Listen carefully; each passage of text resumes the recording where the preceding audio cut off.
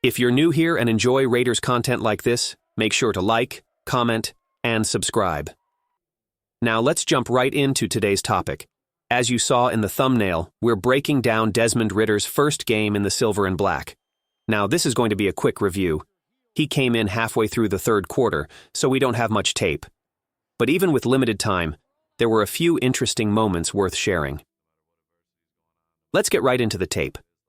On the first play, the Raiders' offensive line was struggling. Desmond Ridder's first snap had him facing a big challenge as Munford, our lineman, got completely overpowered.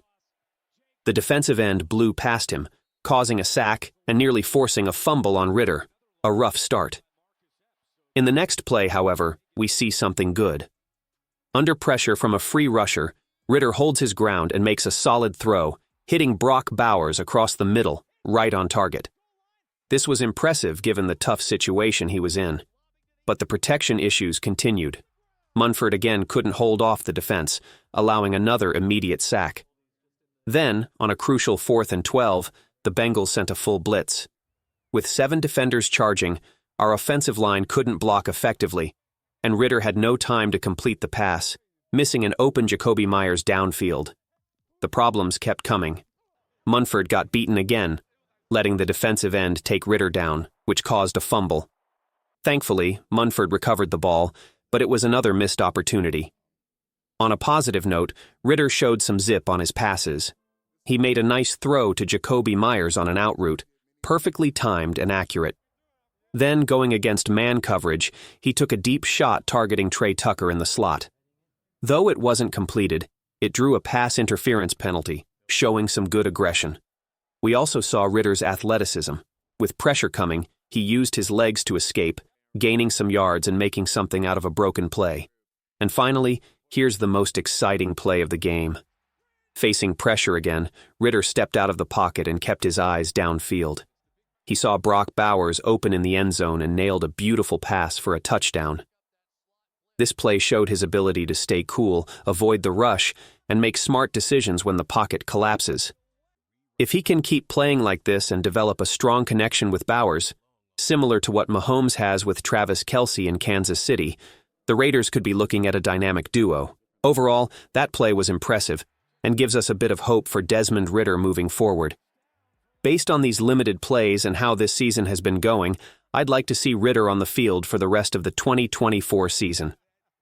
Honestly, I think we're done with the Gardner Minshew experiment. This season is pretty much a rebuild. Sitting at 2-7, playoffs aren't realistic, and I'd predict the Raiders might win just a couple more games. We'll likely end up with a high draft pick, so with nothing to lose, it's time to focus on developing young players. Desmond Ridder fits into this plan well. We know what we have in Minshew, a reliable backup and journeyman quarterback. But Ridder is young, has more potential, and we don't yet know his full capability. Maybe he'll surprise us and become a valuable backup. Or, who knows, he could stick with the Raiders long term. To find out, we've got to put him on the field. Now, I'll admit, this isn't an ideal setup for a young quarterback. The offensive line has had its issues, our running game isn't reliable, and we're limited in some key skill positions.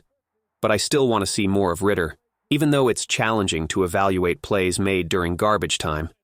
It's just different when a quarterback plays in critical moments versus when the game's outcome is already set. Ridder's time on the field was limited, but he showed flashes of potential. The offensive line didn't give him much help, yet he still managed to make some solid plays. At this point, putting Ridder out there can't hurt. He's got the athletic tools to succeed as an NFL quarterback. His biggest issues in Atlanta were consistency, decision-making, and turnovers, often in crucial moments. Hopefully, with more playing time, we can see if he's improved in these areas. After the Raiders' upcoming bye week, I'd love to see Ridder take over as the full-time starter. It would make the rest of the season a lot more interesting, especially when the Raiders have the ball. Raider Nation, let me know what you think about Desmond Ridder in the comments. And if you're new here, be sure to like, comment, and subscribe for more Raiders content like this. That's all for today, and I'll see you in the next one.